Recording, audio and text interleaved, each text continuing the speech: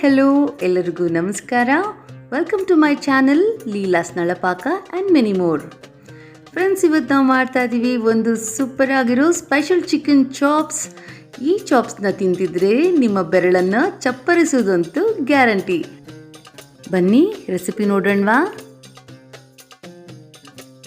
ಅರ್ಧ kg chicken ತಗೊಂಡಿದ್ದೀನಿ, 2 medium size ಈರುಳ್ಳಿ, 2 medium size tomato, 1 capsicum, 1 spoon ಹಲ್ದಿ ತೊಗೊಂಡಿದ್ದೀನಿ. ನಾನಿಲ್ಲಿ ತೊಗೋತಾ ಇದ್ದೀನಿ 8 ಹಸಿಮೆಣಸಿನ್ಕಾಯಿ. ಖಾರ ಇದೆ ನಾನು ತೊಗೊಂಡಿರೋದು, ನೀವು ನೋಡಿ ತೊಗೊಳ್ಳಿ.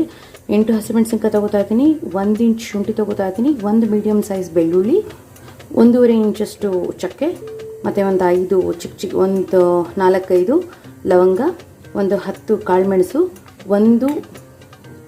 ಒಂದು ಏಲಕ್ಕಿ, 1 ಸ್ಪೂನ್ ಗೋಡಂಬಿ ತೊಗೊಂಡಿದ್ದೀನಿ, 2 ಸ್ಪೂನ್ ಧನಿಯಾ ಪುಡಿ, 2 ಸ್ಪೂನು ಕಾರ್ನ್ಫ್ಲೋರ್ ಮಿಕ್ಸ್ ಮಾಡ್ಕೊಳ್ಳಿಕ್ಕೆ ಹಾಲು, ಹಾಗೆ ಒಗ್ಗರಣೆಗೆ ಎಣ್ಣೆ. ಸ್ಟವ್ ಆನ್ ಮಾಡೋಕ್ಕೆ ಇಡೋಣ. ಅದಿದೆ, ಎಣ್ಣೆ ಹಾಕ್ತಾಯಿದ್ದೀನಿ. ಎಣ್ಣೆ ಕಾದಿದೆ, ಈರುಳ್ಳಿ ಹಾಕೋತೀನಿ.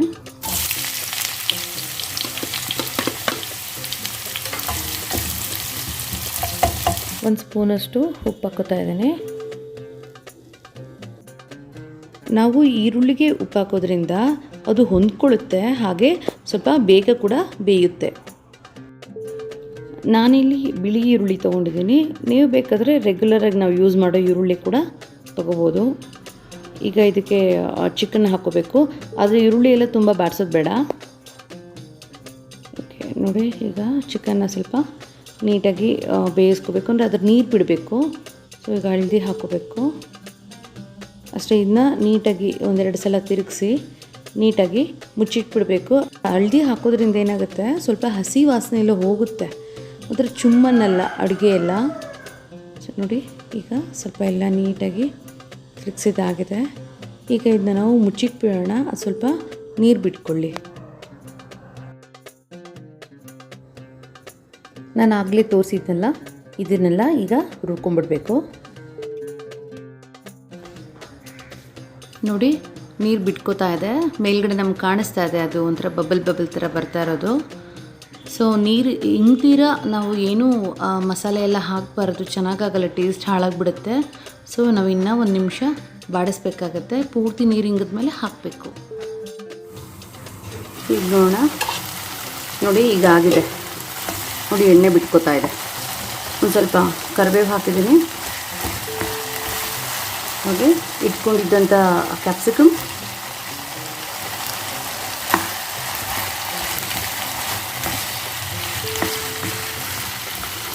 ಐದು ನಿಮಿಷ ಇದು ಸ್ವಲ್ಪ ಇದ್ರ ಜೊತೆ ಹೊಂದ್ಕೊಳ್ಳಿ. ಆಮೇಲೆ ನಾವು ಟೊಮ್ಯಾಟೊ ಹಾಕ್ಕೊಳ್ಳೋಣ, ಒಂದು 5 ಮಿನಿಟ್ಸ್ ಅಷ್ಟೇ. ನೋಡಿ, ಇದಾಗಿದೆ. ಈಗ ನಾವು ಟೊಮ್ಯಾಟೊ ಹಾಕ್ಕೊಂಬಿಡೋಣ.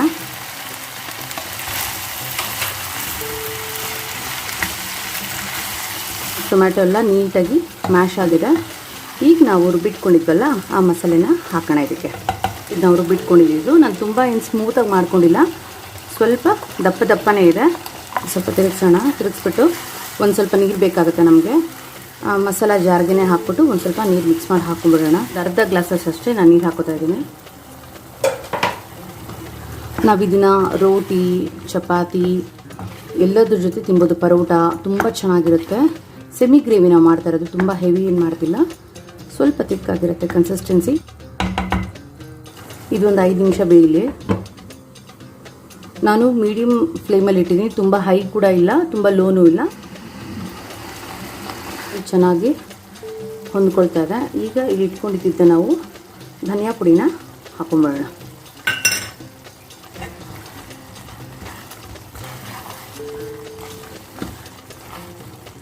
ತುಂಬ ಚೆನ್ನಾಗಿ ಒಳ್ಳೆ ಘಮ ಬರ್ತಿದೆ ಫ್ರೆಂಡ್ಸ್.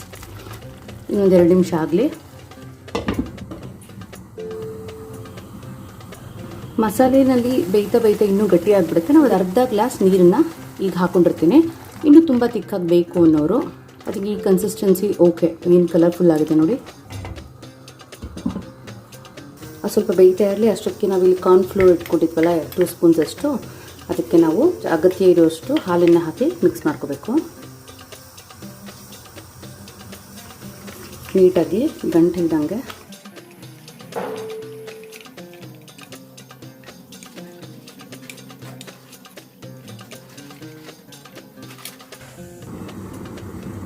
ನೋಡಿ. ಇದು ನಾನು ಮೀಡಿಯಮ್ ಫ್ಲೇಮಲ್ಲಿ 5 ರಿಂದ 10 ನಿಮಿಷ ಫಸ್ಟೇ ನಾವು ಬೇಯಿಸಿದ್ರಿಂದ ಸಾಕು ಈ ಕನ್ಸಿಸ್ಟೆನ್ಸಿ. ಇನ್ನೂ ನಾವು ಕಾರ್ನ್ಫ್ಲೋರ್ ಮಿಕ್ಸ್ ಹಾಕಿದ್ಮೇಲೆ ನಮಗಿನ್ನೂ ಗಟ್ಟಿಯಾಗುತ್ತೆ ಅದು. ಸೊ ಕಾರ್ನ್ಫ್ಲೋರ್ ಮಿಕ್ಸ್ನ ಹಾಕ್ಬಿಡೋಣ. ಇದರಿಂದ ಥಿಕ್ನೆಸ್ ಕೂಡ ಇನ್ನೂ ತುಂಬ ಚೆನ್ನಾಗಿ ಬರುತ್ತೆ. ಆಲ್ರೆಡಿ ನಿಮಗೆ ಕಾಣಿಸ್ತಾ ಇದೆ ಎಷ್ಟು ಗಟ್ಟಿ ಆಯಿತು ಅಂತ ಹೇಳಿ. ಸಖತ್ತಾಗಿರುತ್ತೆ. ಈ ಚಾಪ್ಸ್ನ ನೀವು ಟ್ರೈ ಮಾಡಬೇಕು ಫ್ರೆಂಡ್ಸ್. ಮಾಡಿಬಿಟ್ಟು ನನಗೆ ಏನು ಅನ್ನಿಸ್ತು ನಿಮ್ಮ ಅನಿಸಿಕೆಗಳನ್ನ ತಿಳಿಸೋದು ಮಾತ್ರ ಮರಿಬೇಡಿ. ಇದನ್ನು ಈಗ 1 ನಿಮಿಷ ಹೀಗೆ ಮುಚ್ಚಿಟ್ಬಿಡೋಣ. ನೋಡಿ ಥಿಕ್ನೆಸ್ ನೋಡಿ ಏನು ಚೆನ್ನಾಗಾಗಿದೆ ಅಲ್ಲ. ಇಷ್ಟು ಕಲರ್ ನೋಡಿ ಏನು ಆಸಮ್ ಆಗಿದೆ. ಸ್ವಲ್ಪ ಕೊತ್ತಂಬರಿ ಸೊಪ್ಪನ್ನ ನಾವು ಹಾಕ್ಕೊಬಿಡೋಣ.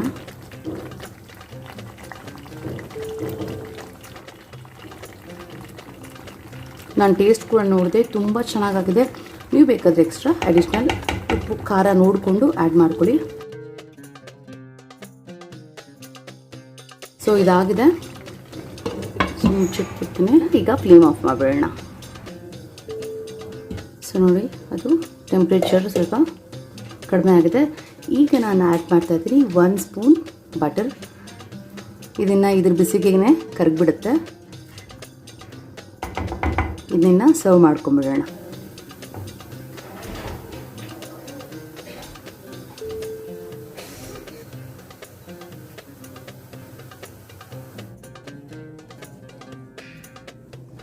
ನೋಡಿದ್ರಲ್ಲ ಫ್ರೆಂಡ್ಸ್ ಎಷ್ಟು ಚೆನ್ನಾಗಿ ಬಂದಿದೆ ಅಂತ ಹೇಳಿ. ಇದರ ಸ್ವಲ್ಪ ಕೊತ್ತಂಬರಿ ಹಾಗೂ ಗೋಡಂಬಿ ಜೊತೆ ಬೇಕಾದ್ರೆ ಅಲಂಕಾರ ಮಾಡಿಕೊಂಡ್ರೆ ತುಂಬ ಚೆನ್ನಾಗಿರುತ್ತೆ.